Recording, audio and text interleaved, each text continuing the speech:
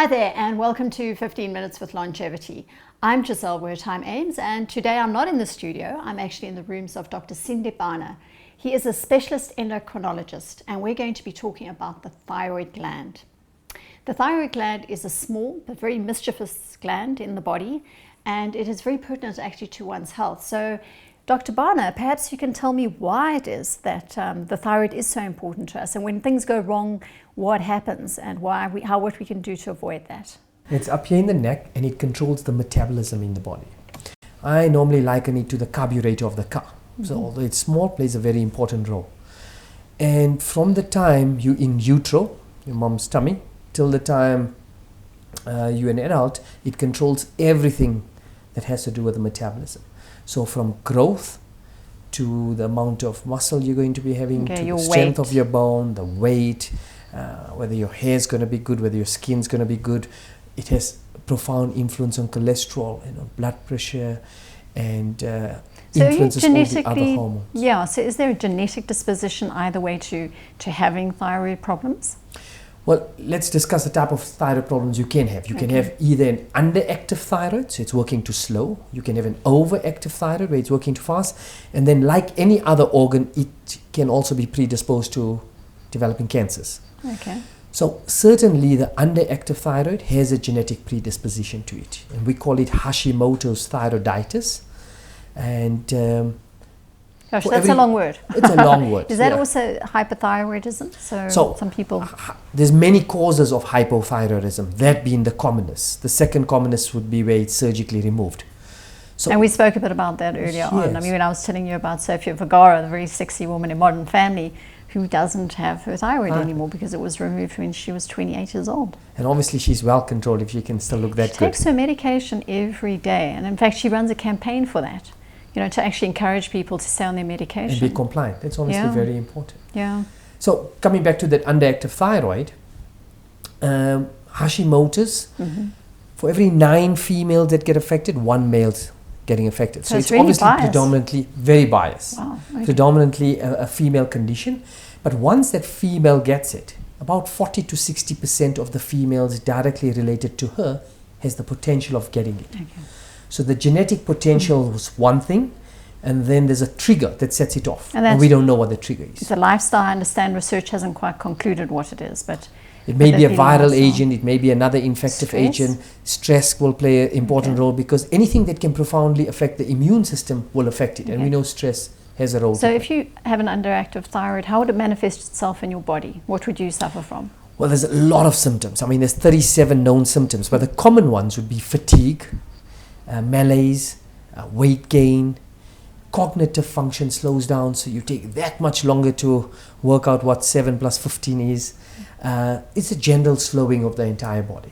And could it manifest itself when you're young, or does it only manifest itself when you are much older? Well, look, in females, it's commonly occurring 30 plus, but it can happen at any age. And what we do know is that about 4% of the world's population has hypothyroidism, and if you look at patients above the age of 15, or 65, people above the age of 65, up to 15% of those people may have an underactive thyroid. So it obviously becomes commoner as you're getting older. Sure. And now when we talk about the other one, hypo, and then there's hyper. Yeah. So that's when the thyroid's overactive. Okay. There's many causes, the commonest being Graves' disease, which is also... That does not sound good. Fortunately, it was named after a person called Graves, so it's a capital letter G. But that's also an autoimmune predisposition, much less common. And that's where the thyroid is way overactive, so the patient loses weight, is tremulous, always agitated, excessive sweating. And then, obviously, if it's untreated, it will manifest in heart problems and bone problems. Okay.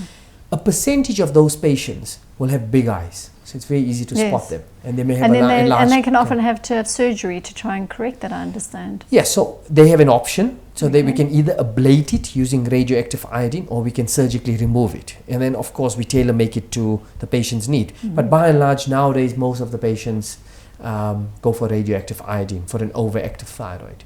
And that's obviously, it's not hereditary, not that.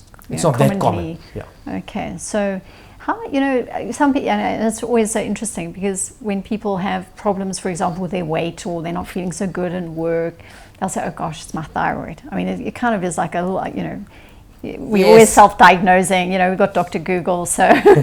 Well, unfortunately, all the world's problems, including the stock market crashes, get blamed on the thyroid gland. So, it's one of the causes of weight gain. There's many other causes. There are other causes of fatigue as well. What would really lead you to believe that you have a problem and you would need to see a specialist? Well, if there's a family history of a thyroid problem, you're obviously going to be alerted to the fact that you're at risk of it.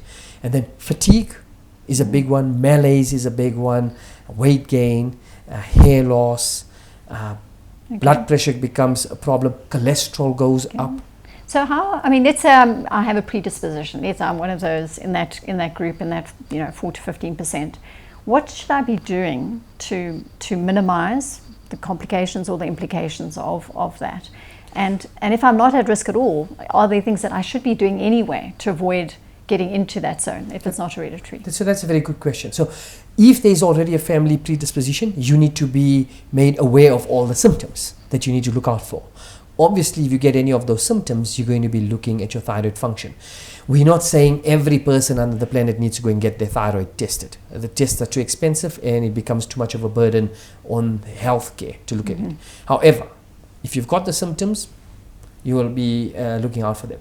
Now, if you've got a family history of having had thyroid problems and you're planning fertility, it's very important to get it checked because it has a profound effect on fertility rates and miscarriage rates. The other thing is, if you happen to be at risk, where somehow your doctor's done blood tests and your antibodies are positive, this is the army of cells that attacked the thyroid gland. It means you've got a 4% chance of developing an underactive thyroid annually compounded. So it's going to happen at some point. Now, in those patients, lifestyle plays an important role. So obviously, if they're having a lot of products with soya or soya isoflavones. Okay, so that's very interesting. And that's you an interesting accelerate fact. your risk. Okay. So if you know your status, you don't have an underactive thyroid, but you're antibody positive, there are certain things you need to look out for. And keeping, obviously maintaining, having good weight, normal weight, exercising, following all the natural healthy habits, does that help people? No, it doesn't help the thyroid, but we always promote that for any condition anyway. Sure. Exercise is very important, eating healthy is very important, making sure you're having 5 fruits or vegetables a day, if not supplement. Those are very important anyway. With a person with an underactive thyroid, you will find it will be difficult for them to maintain their weight in spite of exercising quite a bit. So that should always alert to there's an underlying problem. And it may be thyroid, it may be testosterone in males, it may be insulin resistance and type 2 diabetes, so then but it's always a hormonal problem. Itself in other ways. And I'm assuming obviously that some people have to medicate in order to manage the... Yes, certainly. So once you've got an underactive thyroid, we need to replace the hormone. And I liken it to some of the other well-known endocrine conditions. So if you've got diabetes, type 1 diabetes, you need to replace the insulin. Okay. So if a female's gone into menopause, she needs to replace that hormone if she'd like to for the first 5 years. So with this condition, it's the same thing. If you don't replace the hormone, there's definitely going to be metabolic issues. Okay. And the medication's widely available. In this country, it's made by 3 different companies and it's available in different doses. Okay. Whilst overseas, it's available in 13 doses. In this country, we've got them available anything from 2 products with the one company up to 5 with the other companies. And you can dose titrate it to the person's need. Sure. The important thing is once you're on one company's product, don't swap over, because Coca-Cola is Coca-Cola and it's not Pepsi-Cola. It's different. And those subtle differences make a difference in the patient's treatment. That's not necessarily true of other drugs and other ailments. No, but in this particular with this particular one, and it's something that needs to be managed quite tightly. And once you're well controlled, you may just need to look at it just twice a year. Do people have really serious side effects from these drugs, or easily managed? I mean, I know modern medicine develops very well that they try and manage side effects. This is one of those conditions where we're fortunate, where the drugs were launched before patent laws came in. So we've been using these things for over 70 years. And most of the side effects that people talk about are not side effects, it's where the dosing has not been correct. So if I'm giving the patient too much, or we're overdosing them, then you've got symptoms of overactivity where they're losing too much weight, they're tremulous, they're sweating a lot. So those are not side effects of the drug. It's a problem with dosing. Yes. So it's pretty well regulated. Yes. So just very quickly, one last thing, thyroid cancer, because again, that... Yes. So the thyroid gland can be afflicted with 4 different types of cancer. 3 of them are benign. So you get benign cancers, you get malignant cancers. But we say if you are going to be getting a cancer, this is the one to try choose. The thyroid. Try the thyroid. Because if it's well managed, you can live 20 years and not have a problem. And the common ones are papillary and follicular, which are not too bad. And then the medullary cancer is quite bad. And then, of course, the anaplastic. These normally manifest because the gland enlarges. And it enlarges at quite a rapid rate. And is that in any way related to the hypo or the hypothyroidism? Not at all. Okay. Not at all. So that's when the patient's got nodules or the glands enlarged, and you can see that or you can feel that. And if you've got a nodule, then there's a 30% chance it may be malignant. If you've got a cyst, which is fluid filled, it's not solid, there's less of a chance. So it's less than 1%. But obviously those patients would need to go for the checkup.